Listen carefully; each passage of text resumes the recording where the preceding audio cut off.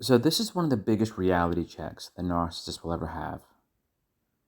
When they have that unique supply who supplies the narcissist in a very potent, powerful, validating, and energizing way.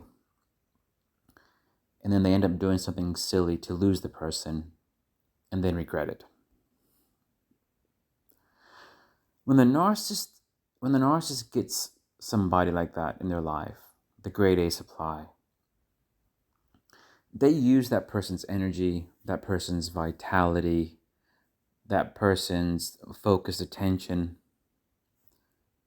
that person's gumption, what they channel to sustain themselves energetically, just personal alignment. The narcissist tries to channel all that from them to the narcissist.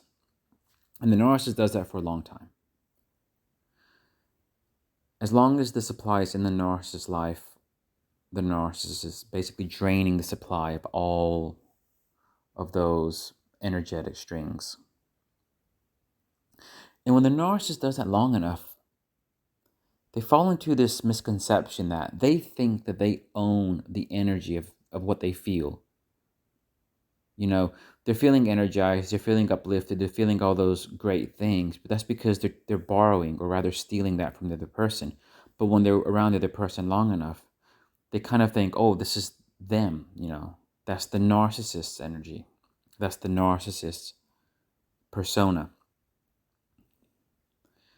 So they, over time, they feel extremely validated, they feel grandiose, they feel just able to take on the world, they feel whole. And narcissists, they end up getting overconfident, almost like they don't really need the other person anymore. They get a bit too cocky, like the narcissist can sustain those great feelings without the other person in their life. And because narcissists are always trying to get a little bit more, they're always trying to take a little bit more, a little bit more, a little bit more. So what they do is, they start flirting with the idea of pushing the other person away just a bit, or, most likely they have been pushing the other person away in some way, whether it's through devaluation or pretending not to care, because narcissists have a way to do that, even if it's just through the push-pull. But they can't help but flirt with the idea of trying to test the other person a bit more. Maybe they're going to pretend like they don't want the other person in their life anymore, whatever they do. But they end up pushing that person just a little bit too far. Maybe the narcissist wants the other person to chase them. The narcissist wants to prove to themselves that the other person needs them so much more than vice versa, because they want that validation, knowing that the other person is extremely dependent on them, because it makes the narcissist feel better than them. So narcissists do that, and they heavily devalue, and then through those actions, sooner or later, they do end up pushing the person away, or the person simply becomes repelled by all these negative behaviors. And the narcissist, in the back of their mind, they were thinking, the person will never make it on their own. The person will never accept a life without, the narcissist in it. And then the narcissist thinks, well, even if the person does go their own way, the narcissist feels great. They feel validated. They feel energized. They don't need that person in their life.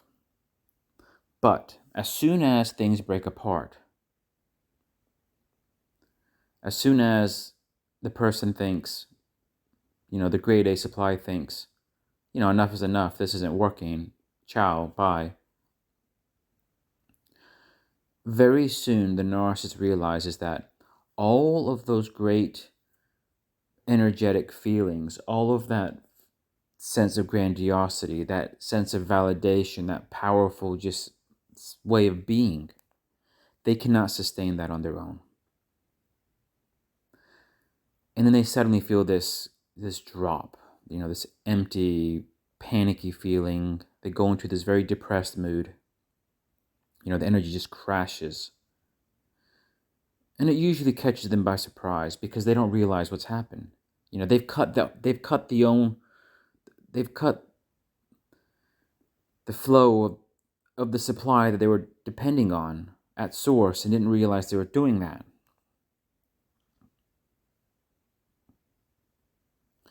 And then the narcissist doesn't know what to do because A, it caught them by surprise. B, they feel really down all of a sudden, really drained. So they get desperate. Start testing the waters out there for other potential supply sources, trying to make themselves believe through their own false narrative and, self-deceptive thinking. They think that they can easily replace the person, that anybody can supply them in the way the other person did, and B, that those people would be willing to do that. The chance of the narcissist finding another good supply, as the grade A was, it's slim to none. And even if they find it, it takes a long time to find and secure. It's a lot of work. And then that's where the narcissist realizes that they kind of had it all. But, because a narcissist is just being a narcissist, they have to destroy anything that's good to get that ego boost. But then they go into this much worse, darker place that they just don't know how to get out of. Because none of the other potential supply sources that they reach out to, that they test the waters with, no one really hits the spot. No one makes them feel as grandiose, as validated, as powerful, as whole, as energized, as important as that grade A did.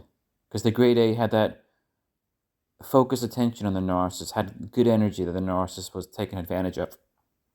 The person actually cared for the narcissist, cared about the narcissist. The person was devoted, self-sacrificing, and had a lot of qualities to offer. Not knowing, of course, that they were dealing with a narcissist, but they were giving up all those things to the narcissist. And it's when the narcissist realizes that the grade A can't be replaced, that no one else will even be a fraction, will even have a fraction of the impact that the grade A had on their life, on the way they feel. That's where they start getting these obsessive thoughts and trying to get the person back, trying to find a way of reconquering the person.